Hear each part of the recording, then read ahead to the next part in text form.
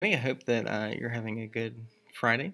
I wanted to really quickly just tell you what you would be doing today. You'll be working on basically two things. One of them's probably actually going to be a challenge for you, but we will see.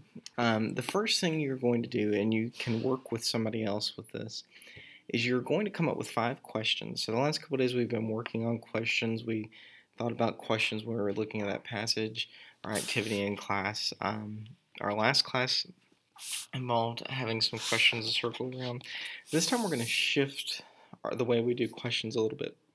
You and your partner are going to come up with 5 multiple choice questions. That might sound easy, but I think in actuality it's going to be much more difficult.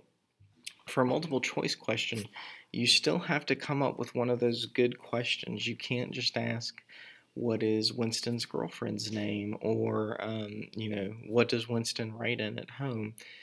uh, you still need to ask those kind of deeper questions. What is Winston's motivation for doing this?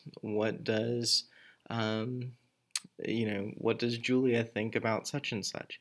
And those kinds of questions are going to be hard. So I want you to have the question, then I want you to have 4 options for the multiple choice.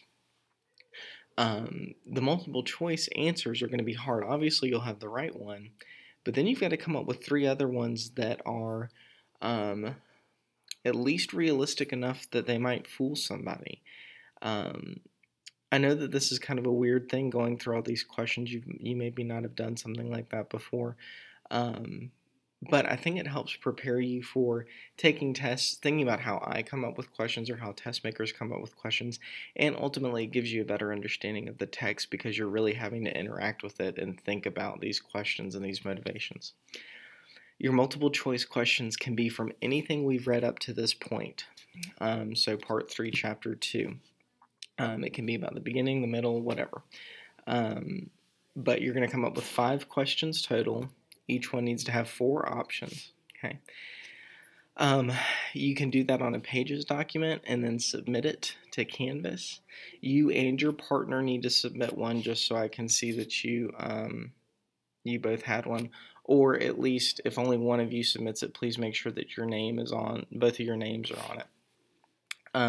And that's what you'll be doing for the first half of class today. After that, I want you to go on and start reading the next chapter. Once you might be able to finish that chapter in class with the last half of class. If you can't, I'd like for you to finish it over the weekend, and we will discuss it more on Monday. See you guys then. Bye.